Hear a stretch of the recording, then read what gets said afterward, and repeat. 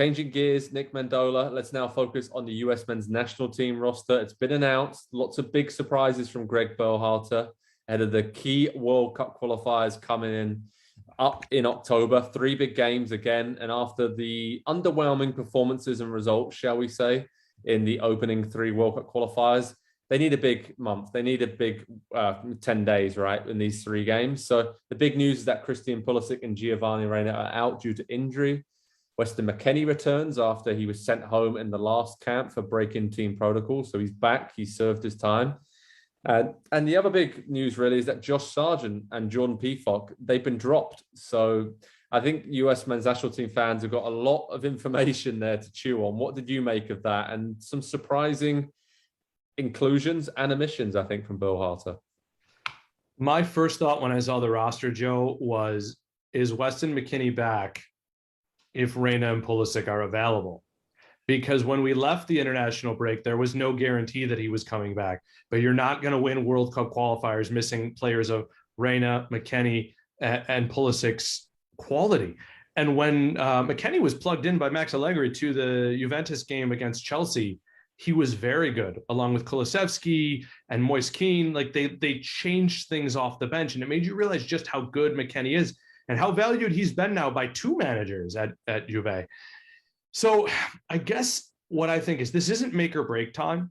It's just flatly not. Berhalter has more time to work this out, but it does feel like the level below that. This is the window where you have to play well enough. We could come out of this thinking, all right, we're back. We're fine. Remember those wins against Mexico in the Nations League and the Gold Cup, and there was Istanbul, and we took 7 out of 9 points from the second group of qualifiers, and we're fine.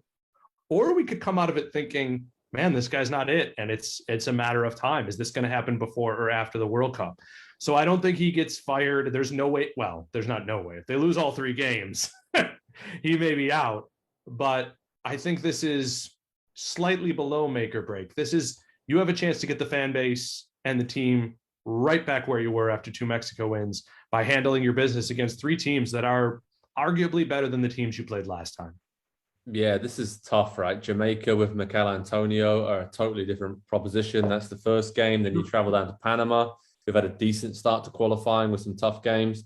And then obviously Costa Rica had a good start as well. We know the US have struggled against them in previous World Cup qualifying cycles. So yeah, tough 3 games here coming up. And those teams are going to be right around the US in and around the top 3 or 4 who are going to qualify for the World Cup. So I'm looking at it, Nick, and I'm a bit concerned up top.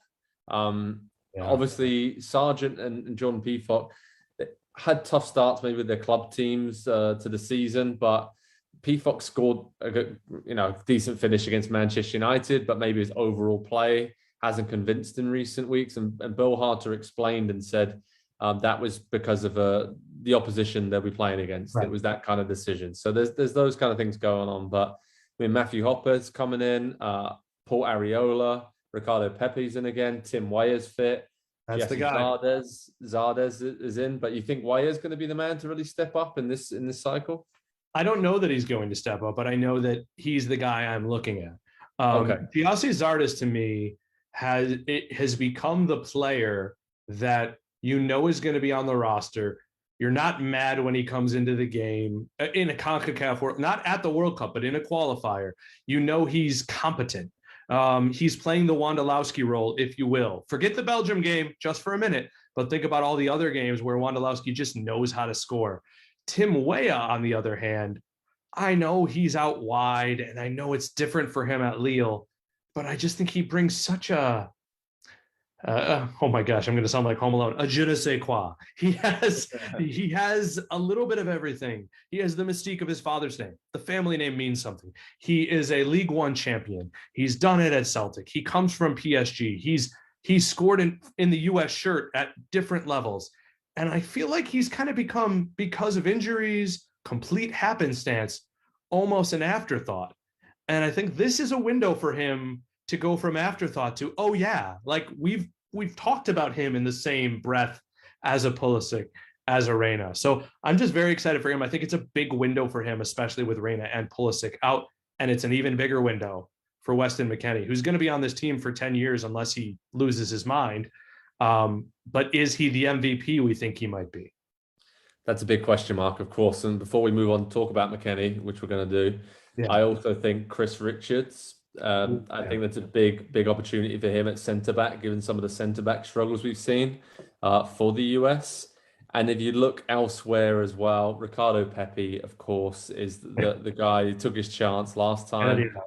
Yeah, and that's incredible to see if he can keep that up. And he really did push the US to victory against Honduras, and they needed it. Bill Harter needed that win to get everyone back on side. And Miles Robinson as well. A shout out for him and how well he's done coming in. So I think at centre back, this is going to be a really interesting situation.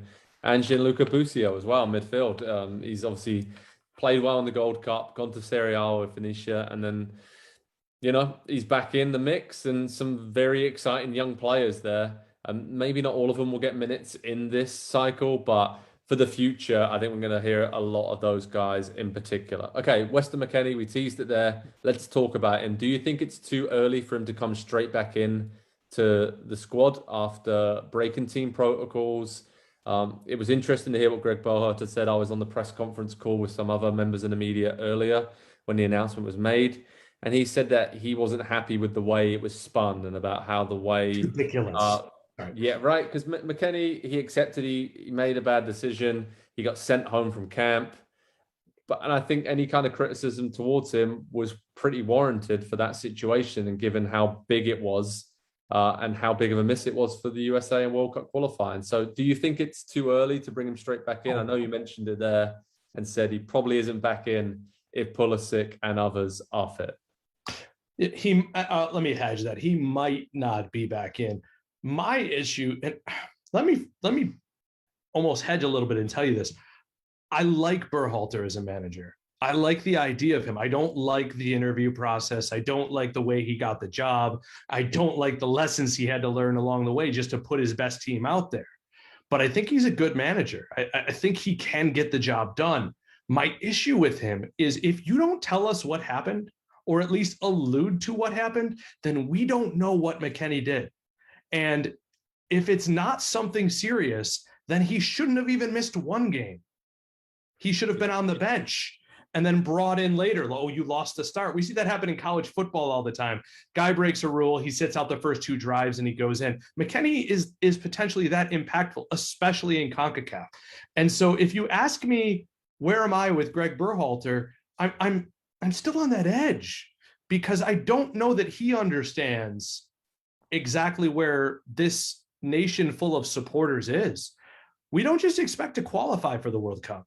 We expect to qualify very close to the top of the group. And if Mexico gets a break here or there, but we don't expect to be third or fourth, given the ingredients for this particular meal that could be made ahead of Qatar.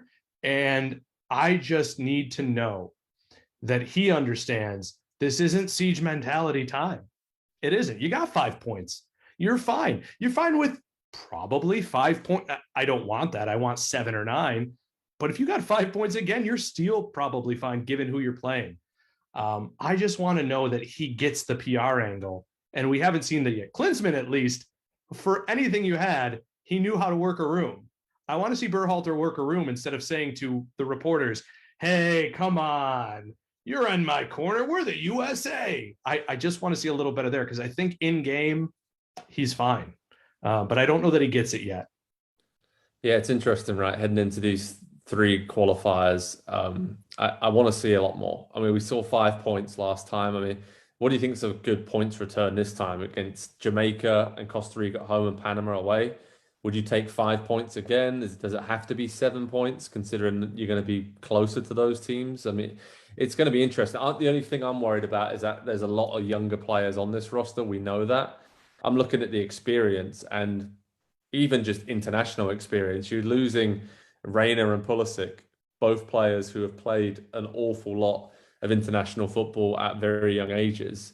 And yeah, I'm just a bit concerned. I'm just a bit concerned that Jamaica or Costa Rica can do a bit of a number on them, because I think they're both better teams than Honduras and El Salvador. We saw how tough those games were for the USA. So what do you think? What's a good points return from those 3 games coming up? So what the first thing I'd say is if they, for some reason, have, and it would be way more of a humiliation than the first time they missed it. If for some reason they missed the World Cup or even are in a playoff situation, it'll be because of that El Salvador game. It really will. And they didn't have Pulisic and they were in a spot that was challenging. The reason I would take 5 points, and I was surprised to hear myself say that, to be honest with you, Joe, is because it means they didn't lose. It means they didn't lose. Okay. And so right now, the 5 points is attractive to me, but I think the winning number is 7. You win 2 games, you draw 1. I honestly think that besides Mexico, given the talent with this team, Pulisic and Reyna being out probably changes this equation. Given the talent on this team, if it's not Mexico, I literally expect them to win every game. Yeah, that's true. I'm with you on that as well. But I do think not having Pulisic and Reyna in some of these tight games to, unlock defenses in CONCACAF, I think it's going to be a lot tougher than it should have been in this window. So we'll keep you updated. We'll have a bigger preview coming up next week on Pro Soccer Talk on NBCSports.com of these 3 big World Cup qualifiers. And over on the website, we have analysis, recaps, the schedule. You can check all the latest news around the US men's national team on Pro Soccer Talk on NBCSports.com. Can't wait for this one, Nick. We've been waiting for this for a long time. And there's some big, big games coming up for the USA.